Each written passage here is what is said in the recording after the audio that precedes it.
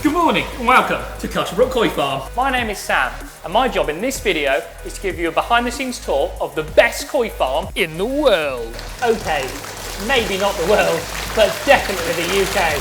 When people come to the farm for an appointment, they get the chance to take a look behind the scenes. However, with the vast majority of our customers, yes, you, now buying online, we wanted to give you the same tour of our facilities. Sit back, grab yourself a cup of tea and enjoy the ride.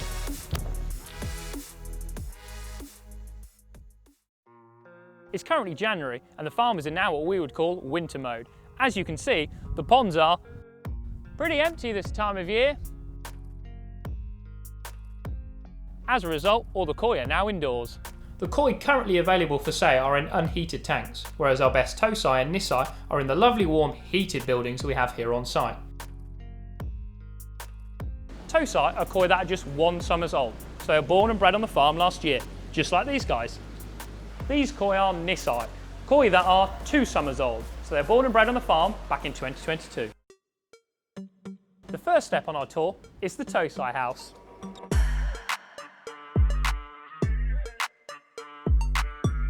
This heated, insulated building was first built back in 2006, and since then it's housed our best Tosai through their first winter each year.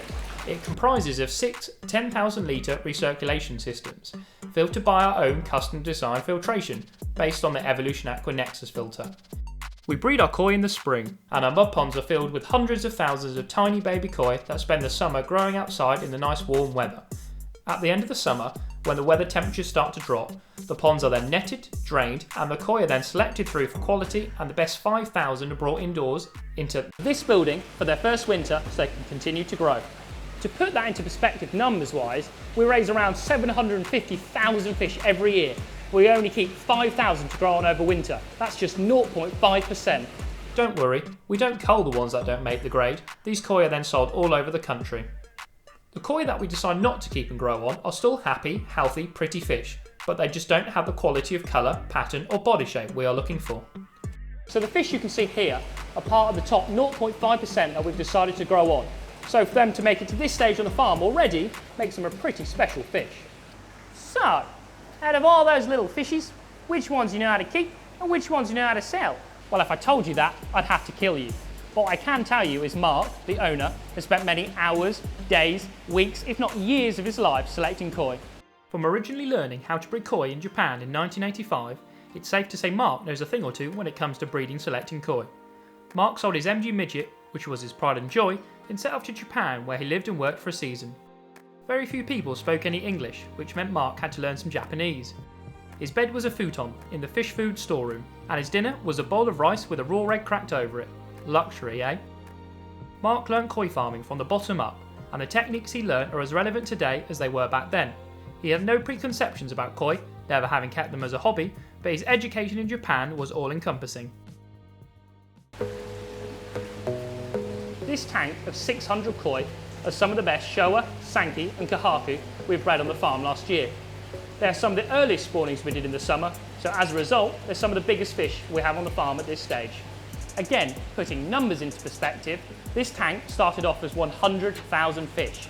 We are left with just these 600 fish to continue growing on. This is the small percentage of koi that make the grade by Mark, even at this early stage. A lot of people ask why koi can be so expensive, and that is because a really good one is essentially a rarity. Everyone thinks that if you breed koi, they all come out looking pretty, colourful and be worth thousands of pounds each. Far from it, they're living works of art and everyone is different. So that really expensive, special koi really is a 1 in a million. During their time in here, the koi are kept at a tropical 23 degrees and fed our 3ml premium growth food, little and often by an automatic feeder. After spending the winter in here, these fish are ready to move into our next building, the Nisai house, in April. First building down, now on to the next.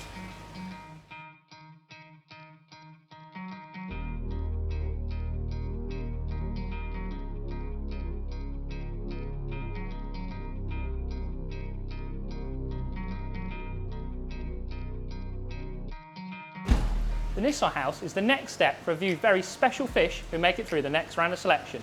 Come April, and the Tosai you'd have just seen will now be on average 20 to 30 cm at 8 to 10 months old, and are now ready to come into this building, into these tanks.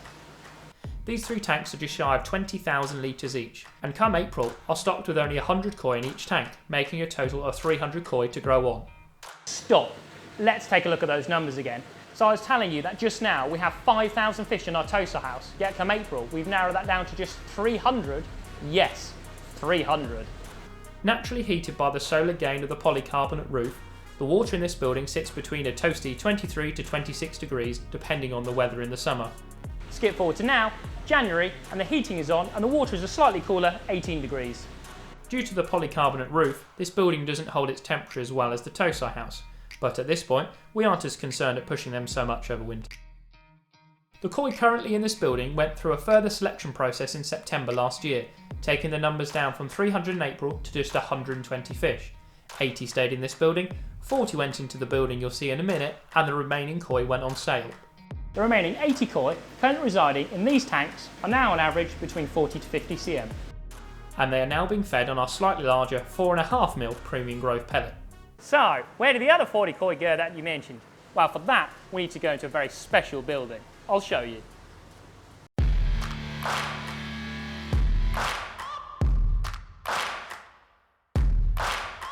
Right, before we go any further, I need your guys' help. Can you let me know in the comments if you're enjoying this video, and if you are, can you give it a thumbs up? Drop us a comment, let us know what you've liked and what you want to see more of in any future videos. Anyway, where were we? Oh yes, the special building. Nicknamed the VIP room, or Blue Room. Yes, I know it's not blue, but that story's for another video. This tank is just shy of 40,000 litres. Not only good at koi farming, Mark is also pretty damn good at building and designing ponds. After coming back from Japan, to raise the money to fund his own koi farm, Mark took his hand to garden design and construction. In the late 90s, Mark became one of the country's top garden designers, winning several RHS Gold Awards. He even won the top award for water garden design, the Tudor Rose, at Hampton Court Palace Flower Show in 2000. It's safe to say, after building a pond like this, it's easy to see why he won those awards. The Blue Room is where a very few special fish make it each year. That number last year was only 40 fish. 40 fish out of a whole year's worth of production. 40 fish out of 750,000 fish. The koi in this tank range from 2 to 5 years old, and with some of the larger residents just shy of 90 cm. This tank is the top of the tree for any koi we have bred, and where our biggest and best koi reside until we decide to bring them on sale. One of the main purposes behind this tank isn't just to grow fish to sell, it's to show off how big, large and impressive our koi can be. If we don't have fish this big, this large, people won't think our fish can get this big or be this good. The truth is, we could sell the majority of these big girls in here tomorrow if we wanted to, but the value in having them to showcase our farm far weighs out the value of the koi themselves. The big girls in here are more of our pets, but when we do come to sell one, we make sure they go to a really good home. We can't just go out to Japan tomorrow to buy another fish this big or this good. We're a koi farm, don't forget. It takes years of blood, sweat and tears to produce fish this big and be this good. On a warm summer's day, these buildings can get very hot from the solar gain of the polycarbonate roof. So after a nice hot day's work, these buildings are very useful for a refreshing dip.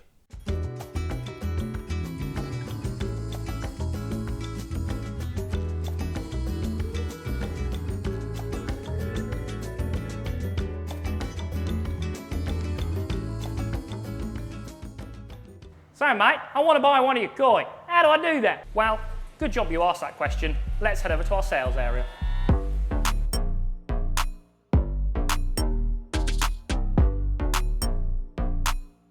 And the final stop on our tour is the sales building.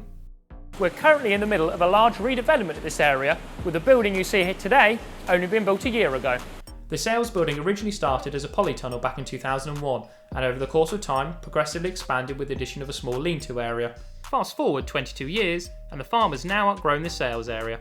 So after a lot of deliberation, last year we decided we need to expand, taking down the old polytunnel that was in its place and replacing it with this new steel frame building.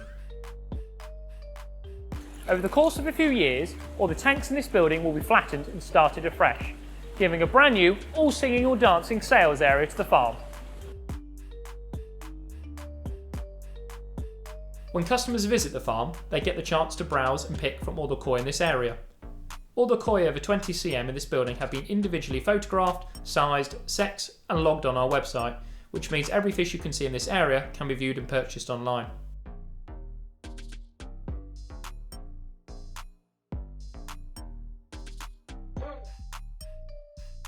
We also have a large selection of smaller koi, with quite literally thousands of fish to choose from. You certainly won't be short of choice. These small koi can be selected in person on the farm or purchased as a mix on our website. As with the majority of businesses in 2023, our customers are now predominantly online based. Between March and December, we ship koi out twice a week. Customers who purchase koi from our website are offered a choice of shipment dates. After confirming when they would like delivery of their koi, their new purchases are carefully packed up and sent to them. So mate, tell me, how do you sand a koi? You'll be relieved to know that our koi are packaged with great care. They're placed in extra thick, strong plastic bags which are doubled up to be extra safe. These bags are filled with just enough water, plenty of fresh oxygen to ensure they travel in the best conditions possible.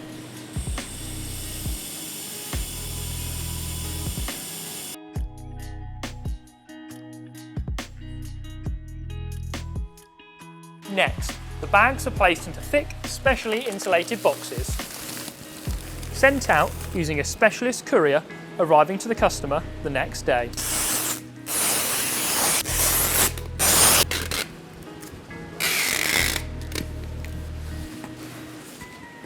The question is it safe for the fish?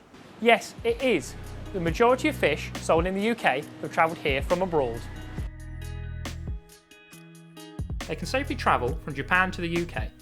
So in comparison, travelling from our farm in Oxfordshire where they have been bred to your front door is a walk in the park for them.